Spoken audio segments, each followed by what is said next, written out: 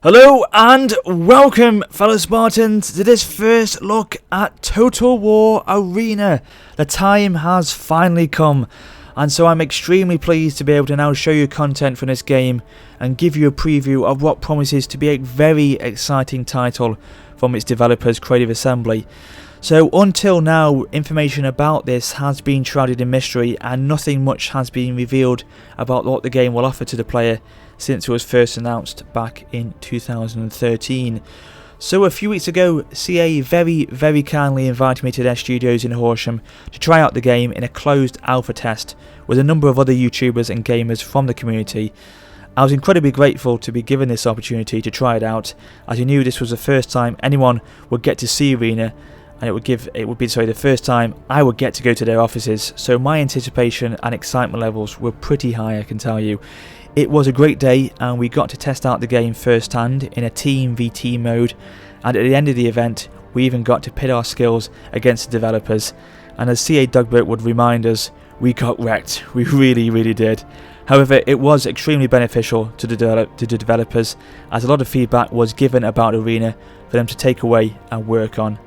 I had a fantastic time. I'm sure everyone involved got a lot out of the day, and I certainly hope to be a part of any future events if CA will have me back again. I know I've said this before, but all this is only being possible thanks to you guys, so a massive thank you from me on that. It really means a lot. Now, it could be possible that with the elusiveness of Arena up to this point, that you may not know much of the game itself and what it has to offer, so hopefully by the end of this video you'll have a better idea. Now, it keeps itself in line with the real-time strategy element that CA pride themselves in. Arena is focused entirely on online multiplayer, mixing elements of the RTS style and multiplayer online battle arena gameplay. The game features 10 versus 10 player battles, each controlling 3 units, each containing up to 500 men. So the result, epic 30v30 unit battles featuring thousands of men on a number of highly detailed playable maps. What could be better? Now, the footage you can see is taken from the alpha build of the game, which is the same or very similar to the build that we had access to on the day we were there at the studios, so please do bear in mind that this is still in development and of course subject to change. During the testing we got to play on 2 maps, both employing a capture the flag / base style victory condition, one of which you can now see, and this is the map of Thermopylae, which specialises in a number of varying terrain levels, offering both teams the opportunity to attack the enemy through either the centre.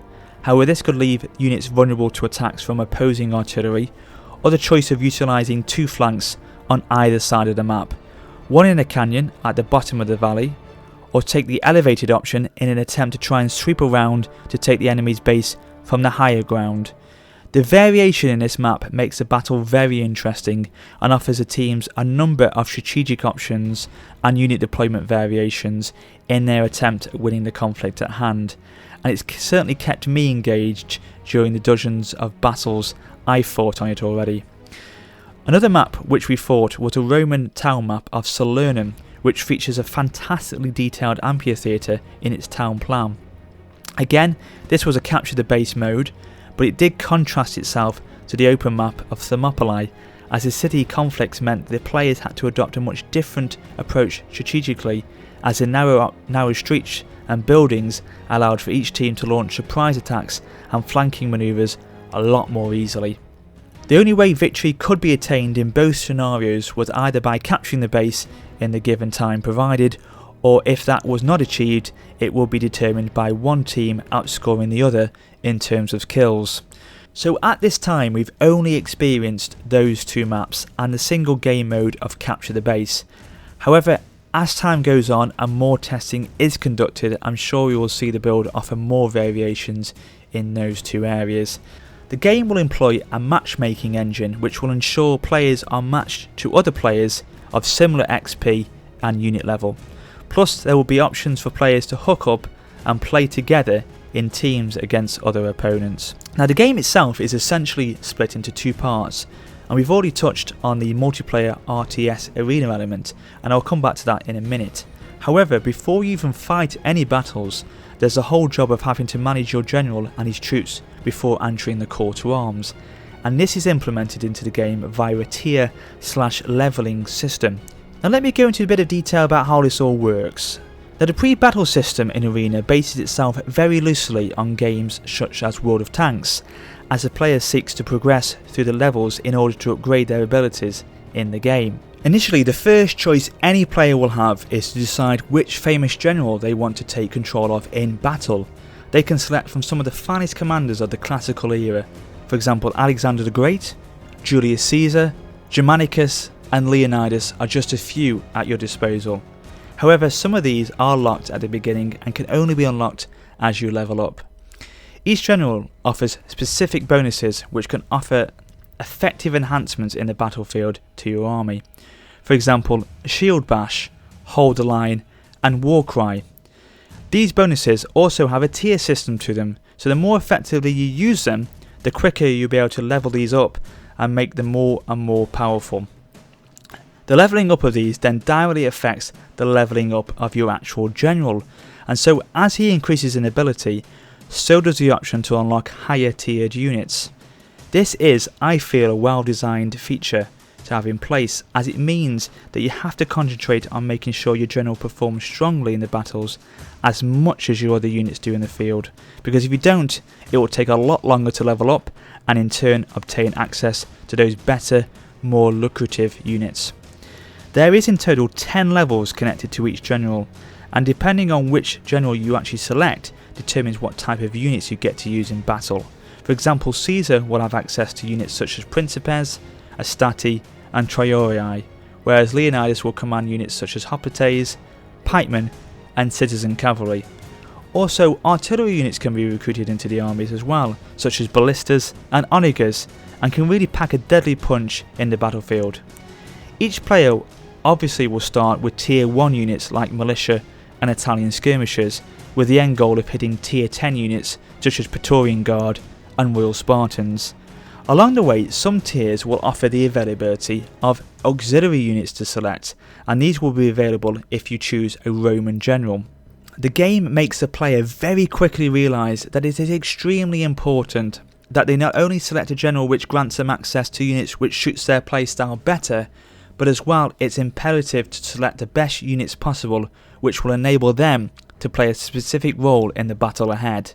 For example, they could have a build fit for defending a base, or a strong melee attacking army, or alternatively, a selection of artillery or cavalry armies. Arena is great for letting the player customise their setup to suit their needs, and enable them to offer the specific purpose they desire in the multiplayer engagements. So as I mentioned, your units and general's performance in the battles directly influences the way you level up and unlock better units / abilities as well as equipment for those units in Arena. Now this is made possible and managed through an XP and coin system, so everything in Arena is firstly unlocked via XP points. The better units perform in the battle, the more they will obtain of these, and then once this has been done, you then purchase the improvements with available coins. Again, the amount of these is directly affected by battlefield performances. XP earned by your general's unit can go to upgrade their specific abilities, which I talked about before, or they can be used on your other units, whereas XP earned by your non-general units can only be used to improve themselves within that selected tier. Now there are a number of things that your well-earned XP and coins can be used to purchase. Each unit on the game, no matter what tier, will have various equipment at their disposal, i.e. better helms, shields and armour that can be brought in order to upgrade their unit statistics.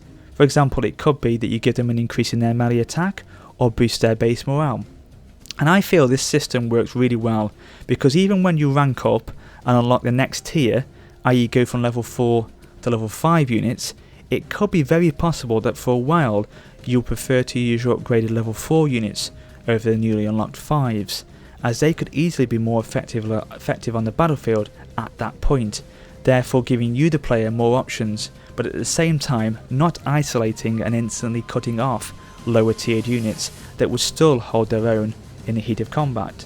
Not to mention the sense of waste you'll probably feel, knowing you are going to so quickly discard the units you spent your well-earned money and XP on. If this wasn't enough, the player can also purchase a number of consumables per unit, which again can add more of a killer edge to their army. Examples being increased armour padding, increased melee attack from weaponsmiths, or even bronze broadhead javelins, giving your skirmishers a greater chance of inflicting damage to the enemy. These consumables have to be restocked, however, after each battle at the price of coins, and there is an option to have this done automatically for you in case you do forget to do it. This again emphasises the point that the game offers a lot of choice to the player, allowing for a vast array of combinations to cater for their builds and layouts. And on a little side note, the customization doesn't stop there, for you can even change the colour of your army. So if you want to have pink Principes running around causing havoc, then so be it. Now looking back once more into the battles themselves and the mechanics behind them, anyone who has played Total War before will have no problems in learning how to play this. They will literally pick it up in minutes. The controls and mechanics are very similar to Rome 2, and the developers have said they are looking to put in a few control variations into the game to cover all types of players' tastes, from casual RTS Total War style over to the veteran classic control types. What I really liked was how the game focused on the importance of manoeuvring your forces and attacking the enemy from the flanks and rear. You could visually see very quickly and easily the impact these tactics had on the opposing forces, and that combined with the use of your battlefield skills that you acquired via your upgrades to the units or general, and the shrewd choice of your consumables before the battle starts, could result in a very deadly force, one that would be a major asset to any team and their chances of gaining victory. I remember one particular example in the alpha tests when I was controlling a unit of citizen cavalry, and I was able to manoeuvre them around to the rear of some enemy hoplites, and as I charged into the unit I used my heavy charge ability, literally a second or so before I engaged them. The result was devastating for the opposition, and the unit routed very quickly indeed, so timing is essential, and with having only 3 units in total to control, the finer managing of your troops is very achievable indeed. So there you have it, ladies and gentlemen. I hope you've enjoyed my quick preview of Total War Arena, and it's given you a bit of an insight and a taste of what you can expect. I'm very pleased with what I've seen so far and looking forward to where CA takes this genre and develops the game. And this multiplayer arena RTS style gameplay is something completely new for them, but if it works, could bring in a much wider audience and introduce a new type of gamer to the Total War franchise. This could be the start of something really fresh and new for CA, with more of these titles being produced in years to come. And what's absolutely fantastic about all this is that I believe this is a free to play title, so it won't cost you a dime to play, and after what you've seen already, I think that's pretty awesome. So thanks for watching, guys, and if you like this video and are excited about the game, do drop your like and share it with your friends. And if you're new, don't forget to subscribe for more Total War content, including Arena, down the line. But until next time, this is Warrior Spotter for now, saying farewell.